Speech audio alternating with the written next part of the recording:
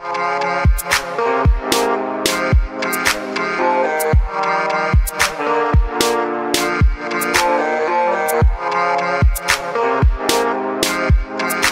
Android users have been asking Apple for a bigger screen on the iPhone for the longest. On September 9th, our question was answered twice. So is bigger better on an iPhone? Perhaps you don't already know me. This is Everything Technology, and this is my review of the Apple iPhone 6.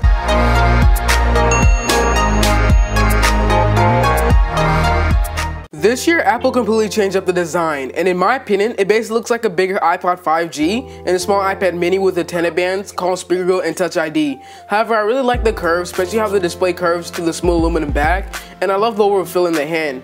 But since it's so smooth and super thin, measuring at 6.9 millimeters and weighing at 129 grams, it's also very slippery to hold. And when placed on a flat surface, it rocks because of that protruding camera lens due to the thinness. So if I was you, I would get a case, and if you don't care about the protrusion of the lens, then you could just maybe purchase a skin for it. Furthermore, there's a lot of different opinions of the antenna band and the protruding camera lens. Although I like the antenna bands because it would be just weird if it wasn't there. But like most people, I don't like the protruding camera lens because I feel it'll break and scratch eventually, even though it's sapphire. And when turning this device around, you will see that new 4.7-inch display, some sensors, a front-facing camera which I'll be talking about later in the video, and the awesome home button that has 3 different functionalities. Siri, which we all know of, and if you double touch, not double tap, it scales down the screen for easier one-handed use, and my favorite of all, Touch ID, allowing you to keep your phone secure and unlocking more efficiently by just touching the home button with the finger that you have registered. Looking at sides, here on the bottom we have the 3.5mm headphone jack, and then we have the mic, which I'll be testing out later in the video. And then after that, we have the lightning pin, which I really love since it's reversible, unlike micro USB. And we have the speaker grill.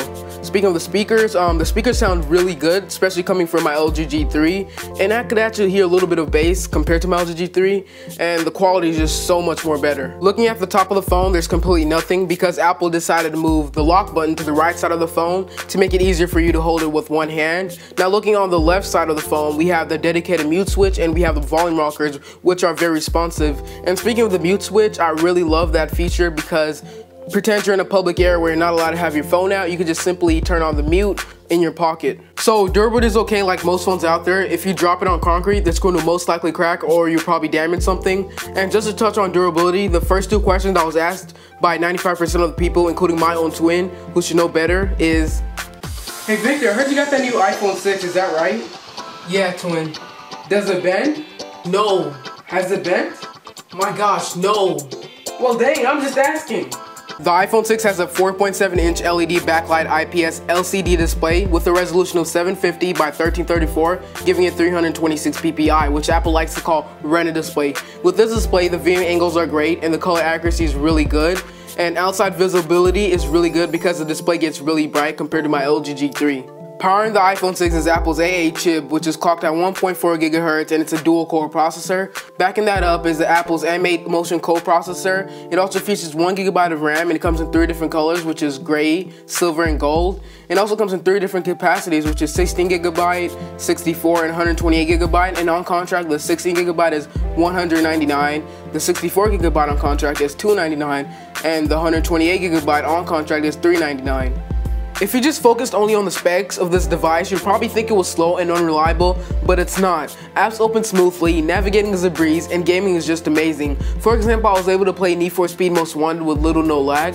However, there's a little bit of hiccups there and there, and that's because of iOS 8. Speaking of iOS 8, I really love some of the features that were added. However, some of them were useless or didn't work properly. For example, third-party keyboards. When I would try to log into my account, such as Yahoo Mail, when I put my login ID, it works perfectly, but when I switch over to put my password, it switches to iOS 8 keyboard, which is kind of annoying, and in that process of switching, it starts to lag. But there is some things that I like, such as quick reply. If somebody messages you, on the top where you receive the notification, if you swipe down, you could quickly reply to them instead of having to open up the app. And also, it works with some apps such as Twitter. If somebody tags you in a post, you can retweet the post or you could favorite the post. Moving on to the camera, the iPhone 6 has an 8 megapixel camera with dual LED flash, which is capable of recording at 1080p with 60 frames per second and at 720p with a stunning 240 frames per second. And it has a 1.2 megapixel front-facing camera, which is capable of recording at 720p at 30 frames per second. And at the end of the video, there's going to be some videos and picture samples. Speaking of battery life, the iPhone 6 has an 1810 mAh battery that has an amazing standby time, as in go to sleep with 100% and wake up with 100%. However, on-screen time isn't the best with my usage. I get about 2 to 3 hours, but with moderate use, I get around 13 hours. Coming from my LG G3, or you can say an Android user's perspective, I really enjoyed the iPhone 6, from the curves to Touch ID and that amazing camera. But after a couple weeks of usage, I started to get bored because of Apple's restrictions and the little iOS 8 flaws that hopefully Apple can fix on a software update. Yes, but no phone is perfect. But anyway, hands down, I do recommend this phone to the average consumer because it's easy to use, but for some tech enthusiasts like me, it might be a little bit too easy to use. Anyway, since the iPhone 6 is reliable, I like to keep my LG G3 in one pocket and the iPhone 6 in the other. At the end of the day, bigger means better on an iPhone. Anyway, thank you for watching my first official video on this channel. If you did enjoy it, feel free to leave me a thumbs up down below, and also comment down below if you have any feedback, and subscribe if you'd like to see more great content like this. And I'm not going to be ending the video now, because early in the video I mentioned that I was going to have some photo and video samples in the end of the video, which will be after I'm done talking. But anyway, thank you guys for watching, and I'm hoping to see you guys in the next one. Bye.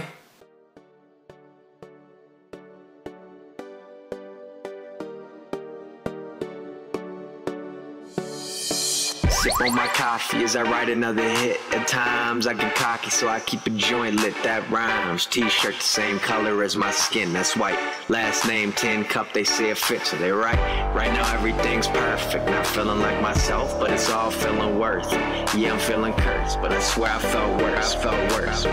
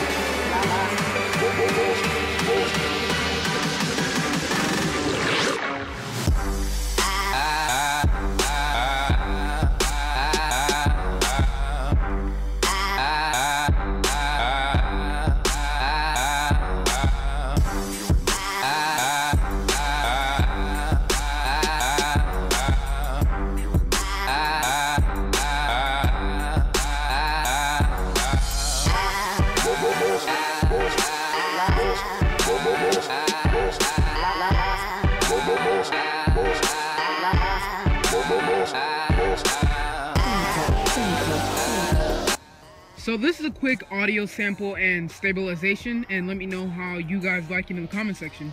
So I'm just gonna walk around and focus on different objects and also let it do its out of focus.